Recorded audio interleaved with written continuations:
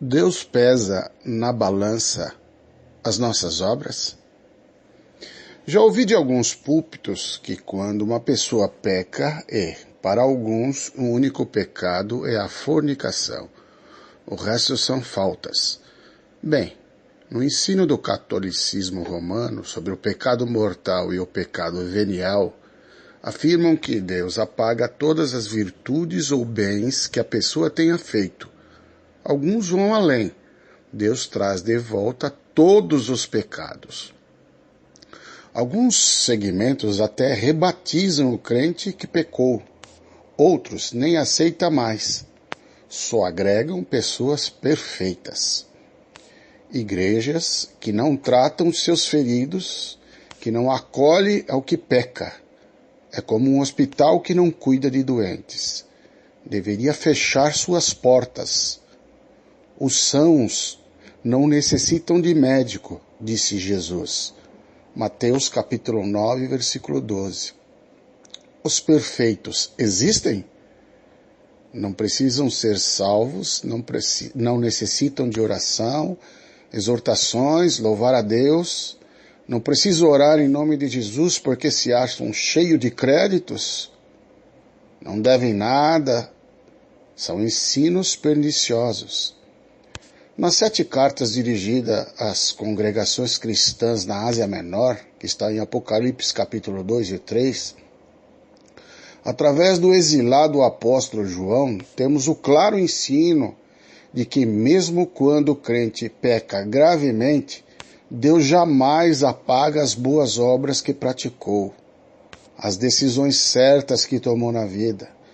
Deus traz à memória estas boas obras, a fim de reanimá-lo, a fim de que veja que apesar da queda, Deus não se esqueceu do compromisso assumido na conversão.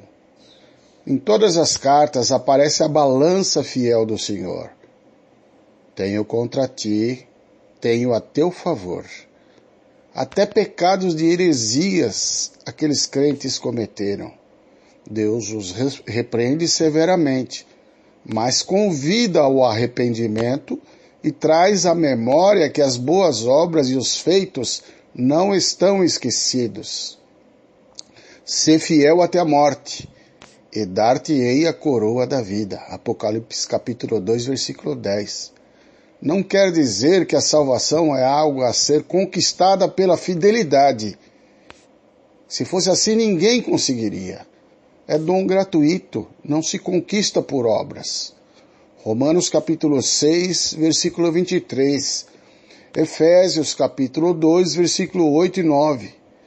Não quer dizer que só será coroado quem nunca pecou durante a caminhada. Inicialmente o texto se referia à perseguição de 10 anos que surgiu através de Nero ao reinado de Diocleciano e até a morte. Queria dizer que deveriam estar preparados para morrer por causa do testemunho. Embora a fidelidade deva ser a meta a ser perseguida pelo crente, contudo, se formos infiéis, Ele, o nosso Deus, permanece fiel. Está em 2 Timóteo capítulo 2, versículo 13. É a fidelidade de Jesus que nos garante isso. Os vencedores que não sofrerão o dano da segunda morte. Não é um grupo de supercrentes, mas todos os crentes que vencem a si mesmo, caem e se levantam confiando nas misericórdias que se renovam a cada manhã.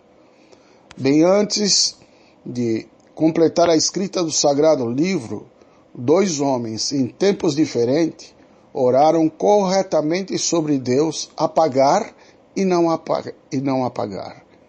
Davi orou: apaga todas as minhas iniquidades. Salmo 51, versículo 9. Neemias orou: não apagues o que de bom tenho feito. Neemias capítulo 13, versículo 14. O apagável é o pecado. Não tem como trazer de volta, já que foram apagados. O não apagável é a virtude. O pecado, o nosso Deus apaga depois do arrependimento e confissão. Por isso a falta de arrependimento e confissão produz tremendo desconforto. A culpa seca os nossos ossos. Não há nada mais encorajador do que saber que as boas obras e o nosso trabalho estão registrados em seu memorial. É o nosso testemunho, é a biografia da nossa existência, é a nossa alma. Mas não para a nossa salvação, mas como fruto da salvação. Os pecados confessados foram apagados, mas as boas obras e o trabalho Deus não apaga. E leva isso em conta para reanimar e restaurar o que pecou. Não quer que nenhum dos que creram em Jesus se perca. Veja em João capítulo 6, versículo 39.